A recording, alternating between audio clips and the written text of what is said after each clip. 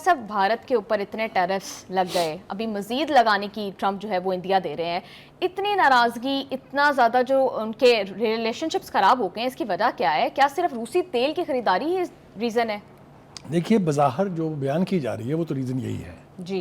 लेकिन मेरे ख्याल से ट्रंप ताश के पत्तों की तरह से एक बाजी लगा रहे हैं। दूसरे लफ्ज़ों में आप कह सकते हैं कि जुआ खेल रहे हैं। एक हिंदुस्तान के साथ उसके ताल्लुकात जो हैं उसमें जिस किस्म की तलखी आ गई है उसका कोई ना कोई पस मंज़र ज़रूर है जी। और वो पस मंज़र हम कोशिश करेंगे बयान करने की कि वो क्या है। देखिए, भारत की क़यादत की तरफ से इस वक्त जो स्टांस लिया गया है ट्रंप के इक़दामात के ख़िलाफ़ वो हैरान कुन है। दो वजूहात हैं उसकी। पहली बात तो यह है कि हिंदुस्तान की इकॉनमी बड़ी स्ट्रॉन्ग इकॉनमी है। बज़ाते ख़ुद हिंदुस्तान एक बहुत बड़ी मार्केट है, लिहाजा उसकी क़यादत की तरफ से, उसकी जो लीडरशिप है उसकी तरफ से जो दो टोक गुफ्तगू की जा रही है, मिसाल के तौर पर उन्होंने कहा कि हम रूसी तेल ख़रीदना बंद नहीं करेंगे, ये जो भरपूर जवाब है इसके पस मंज़र में और बहुत सारी चीज़ें हैं। देखिए, मोदी की तो बैंड बज रही है ना पूरे भारत के अंदर, चाहे वो राहुल गांधी बजा रहे हैं, चाहे वो बाकी दीगर जमातों के और बाकी दीगर जो सूबे हैं उनके वज़ीर आला बजा रहे हैं, मगर ये सब कुछ बेमानी नहीं है। वो चुप हैं।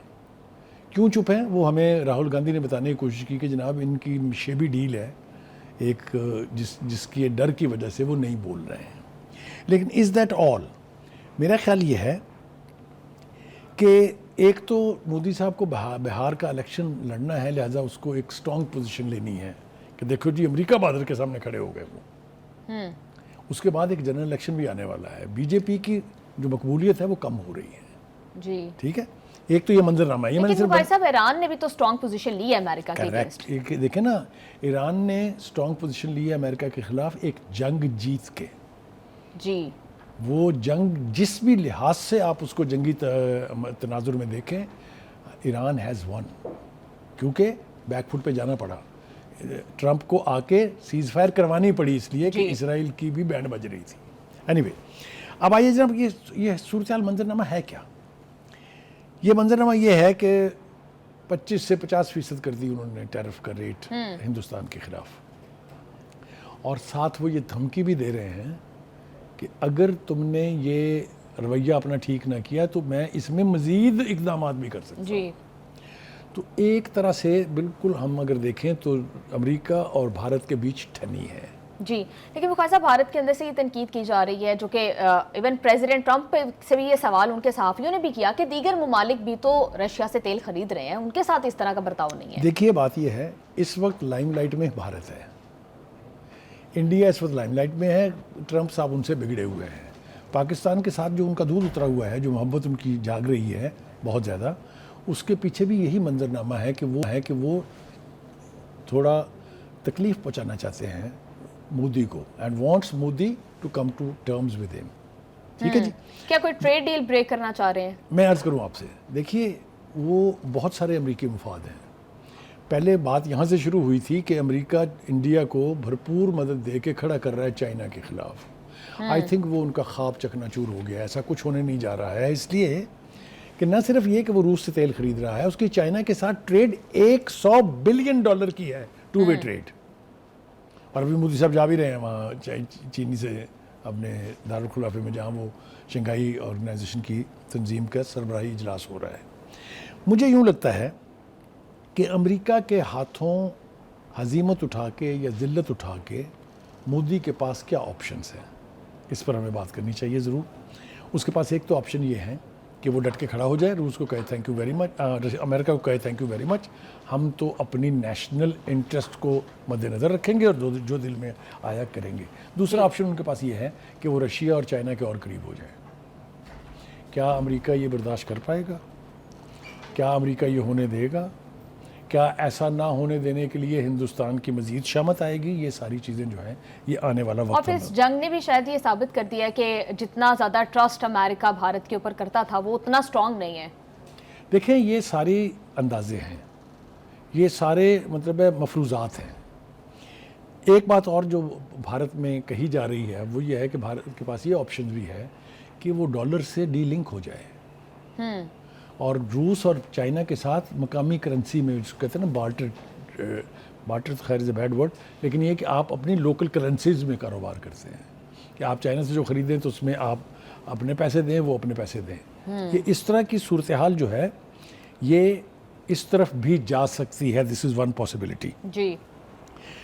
बज़ाहिर तो ट्रंप साहब भारत के ख़िलाफ़ इकदाम करके हशाश बशाश दिखाई देते हैं, मतलब उनको किसी किस्म की परेशानी भी नहीं है और वो मज़ीद धमकियाँ भी दे रहे हैं।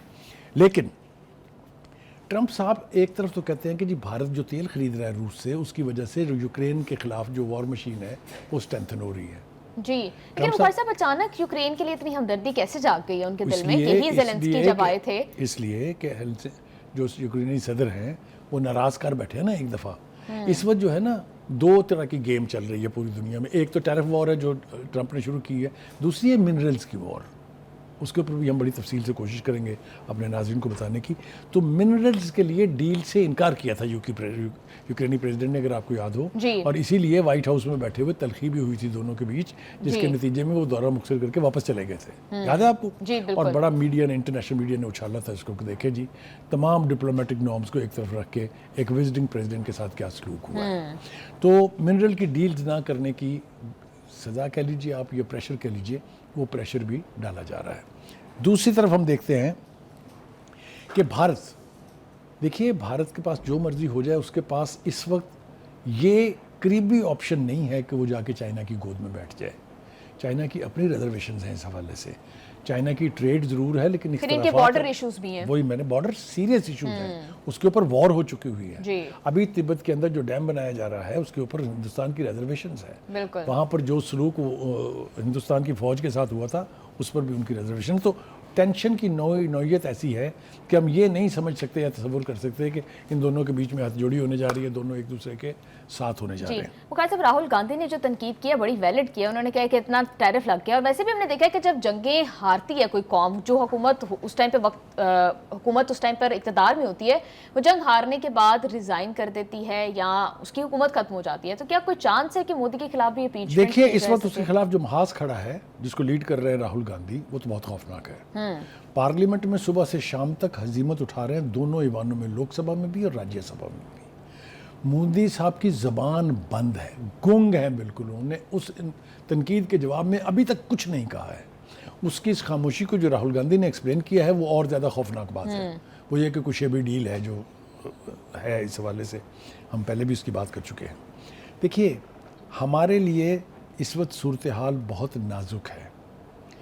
हमारे लिए इस वक्त, जैसा मैंने कहा कि मोहब्बत ऊद आई है ट्रंप साहब के दिल में, हमें अपना मुफाद भी मद्देनज़र रखना चाहिए। हमें आंखें बंद करके अमेरिका की झोली में नहीं गिर जाना चाहिए। जी। जो इस वक्त अमेरिकी पाक अमेरिका तजारती मुआहिदा है, इसकी कुछ अहम तफसीलात सामने आई हैं।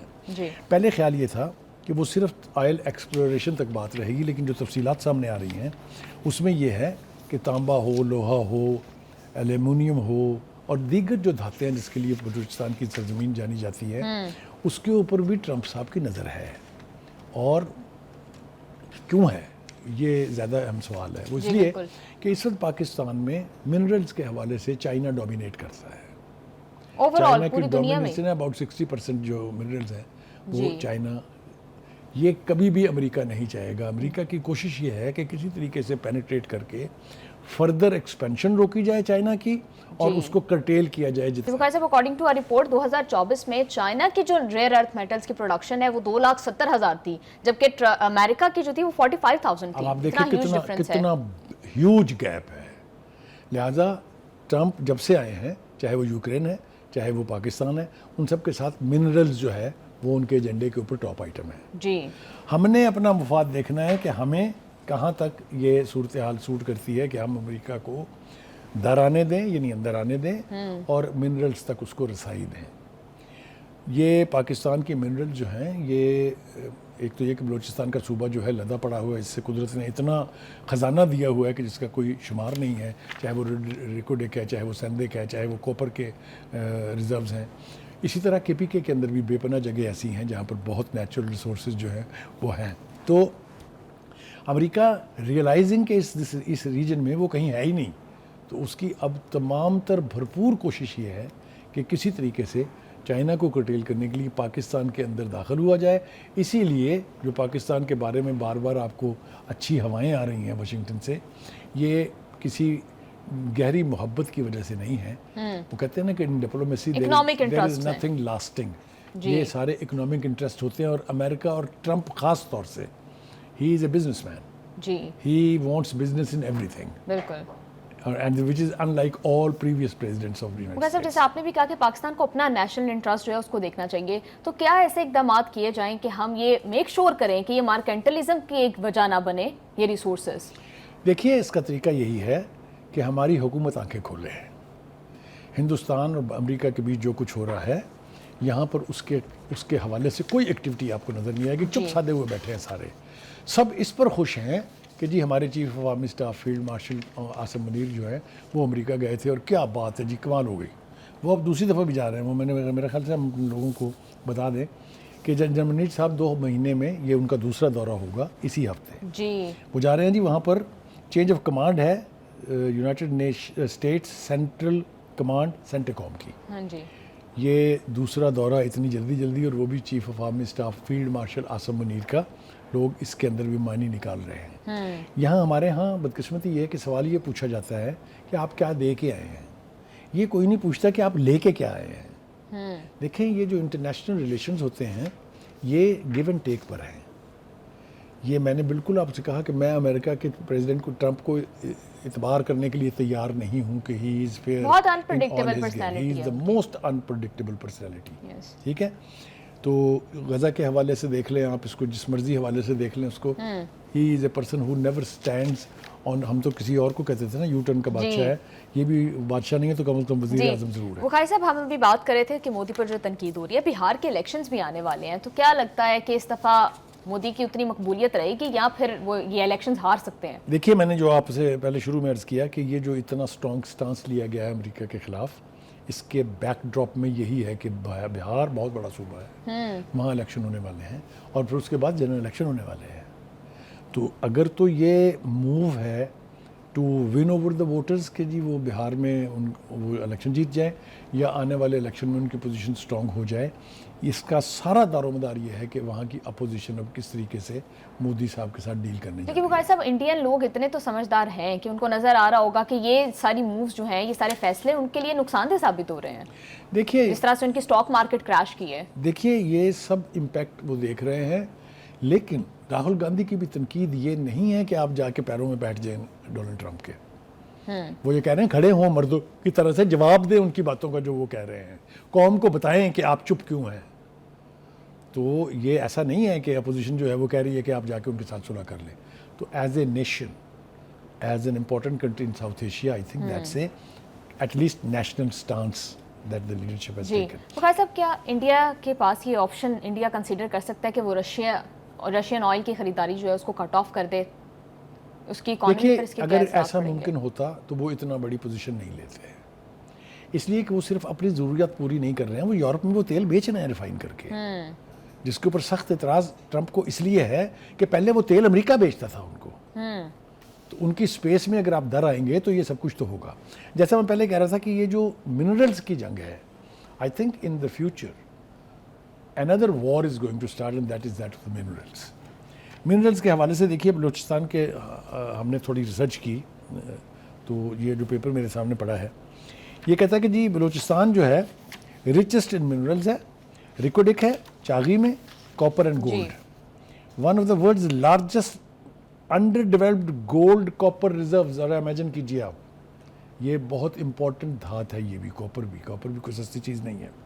संदक है जी, फिर उसके बाद कॉपर गोल्ड सिल्वर है इसमें, संदक में ऑपरेटेड विद चाइनीज़ असिस्टेंस। जरा मैंने पहले बताया कि अमेरिका को ये तकलीफ़ भी है कि चाइना बड़े भरपूर तरीके से पाकिस्तान की मिनरल्स के साथ इन्वॉल्व है, और वहाँ से मतलब है मिनरल जो है वो एक्सट्रैक्ट की जा रही हैं। अच्छा जी, उसी तरीके से जी पाकिस्तान के जो लार्जेस्ट नेचुरल रिजर्व्स हैं वो चागी हिल्स है, यूरेनियम और ग्रेनाइट, मार्बल एंड क्रोम भी है वहाँ पर। खुशदार में chromite, lead and zinc. Gilgit Baltistan, Skardu में, हुंजा में, गिलगित में precious and semi precious stones, topaz, ruby, quartz and वगैरह वगैरह बहुत सारी चीज़ें हैं। आपको मैं ये याद दिलाता चलूँ कि major exporter of mines and minerals जो है उसका ग्लोबल व्यू ओवरव्यू कहता है कि China is the largest exporter of minerals. Main exports जो हैं उनकी है वो rare earth elements REES, over 60% of the global supply. दूसरी तरफ ग्रेफाइट वो जो है और मैग्नीशियम वगैरह, ये सारी चीज़ें जो है मिनरल के हवाले से चाइना जो है इस वक्त दुनिया में टॉप पर है। ये भी मेरे ख्याल से अमेरिका के लिए वो खासा आपको लगता है कि सारे मामलात इन मिनरल से एसोसिएटेड हैं? मेरा ख्याल ये है कि जैसा मैंने कहा कि दूसरा फेज़ जो होने जा रहा है वर्ल्ड वॉर का, आई मीन इकोनॉमिक वॉर का, वो मिनरल्स के ऊपर होगा। यही लड़ाई अमेरिका की यूक्रेन के साथ है, यही मोहब्बत मिनरल की वजह से हमारे साथ है। अब देखते हैं आगे ये क्या होता है, क्योंकि चाइना खामोश तो नहीं बैठेगा ना। जी बुखार साहब, मुझे ज़रा ब्रेक पे जाना है, लेकिन एक छोटी सी बात रह गई है कि भारत ने जो पाकिस्तान के खिलाफ, भारत और इसराइल का गठजोड़ था वो बेनकाब हो गया है और इसराइली वज़ीर-ए-आज़म ने खुद इतराफ़ किया है कि उन्होंने भारत को वेपन सप्लाई किए थे इस जंग के लिए। इसके बारे में पहले भी कोई इबाम नहीं था, अगर आपको याद हो, हम अपने प्रोग्राम में कहते रहे, ना सिर्फ ये कि वेपन्स और असला देता रहा वो और ड्रोन्स देता रहा, बल्कि एक्सपर्ट्स भेजते रहे। पूरे आज़ाद कश्मीर की पूरी स्ट्रेटजी जो है वो इसराइलियों ने तय की हुई है। इस जंग में जो नतीजा निकला है उस पर मेरा ख्याल से वो इसराइल के जो एक्सपर्ट्स हैं वो भी मुंह छुपाते फिर रहे होंगे, इसलिए कि जो ख्वाब उन्होंने दिखाए थे कि हमारी टेक्नोलॉजी की वजह से, हमारी सपोर्ट की वजह से ये हो जाएगा, पाकिस्तान बैठ जाएगा झाग की तरह से, वो सब कुछ नहीं हुआ। बुखार साहब, नेतन्याहू कह रहे हैं कि वो भारत आना चाहते हैं, क्या चांस है? क्योंकि नेतन्याहू को पाकिस्तान खड़कता है और भारत को भी, तो क्या चांस है कि ईरान के बाद पाकिस्तान पर भी हमें ये देखना होगा कि इन दोनों के अंदर कॉमन चीज़ क्या है। जी, इन दोनों के अंदर मुंह को खून लगा हुआ है मुसलमानों। इस्लामोफोबिया तो है ही, लेकिन मुसलमानों का खून लगा है इनके मुंह। मोदी भी मार रहा है धड़ाधड़ कश्मीरियों को और भारत में दूसरे इलाकों में, और इसी तरह से नेतन्याहू ने गजा के अंदर जो तबाही मचाई है वो सबके सामने है। तो they are arm in arm, they are brother in faith कि मुसलमानों को नहीं छोड़ना है। एक और बात जो रह जाएगी मेरे ख्याल से इस वक्त कर लेनी चाहिए, ट्रंप जो हैं वो फ़िलहाल बहुत खुशी का इजहार कर रहे हैं कि नए टैरिफ नाफिज होने से अमेरिका में अरबों डॉलर आ गए। मुमकिन है आए होंगे अमेरिका ने जुमेरात को दर्जनों ममालिक की अशिया पर नए महसूलात लगाने, वो कहते हैं ना अंट पक जाए, पंजाबी में कहते हैं ना कि जब एक दफ़ा आपका निशाना ठीक लग जाए तो फिर आप बाज नहीं आते हैं। तो बहुत सारे इकदाम जो हैं वो होने वाले हैं। दीगर ममालिक के ख़िलाफ़ भी उन्होंने कहा है कि 3 हफ्तों के अंदर जो टैक्सेस हैं, जो टैरिफ है वो 2 गुना हो जाएगा। शाम, म्यांमार, लाओस जैसे मुल्कों को 41% टैरिफ का सामना है। तो मौसूफ जो हैं, जैसा मैंने पहले कहा था, माल इकट्ठा करने के चक्कर में कि जहाँ से भी आए, जिस तरह से भी आए। वैसे मोदी अभी बीजिंग जाने वाले हैं 31 अगस्त को, तो क्या ये मूव इसलिए की जा रही है ताकि ट्रंप के ऊपर प्रेशर एक्सर्ट किया जाए, क्योंकि ट्रंप भारत के ऊपर प्रेशर एक्सर्ट कर रहा है? देखिए, पहली बात तो ये है कि ये दौरा जो है उनका चीन का अभी तय नहीं हुआ है जी, ये अनऑफिशियल सोर्सेस से एक्शन का रिएक्शन नहीं है, ये बहुत पहले से तय हुए भी होते हैं। लेकिन this is an opportunity for Modi. Modi क्या गुल खिलाते हैं जाके वहाँ, वो तो देखेंगे जब उनकी तकरीर वकरीर सामने आएगी। लेकिन वो यकीनी तौर पे एक मैसेज देना चाहते हैं वाशिंगटन को कि okay dear, do what you like but we have options also.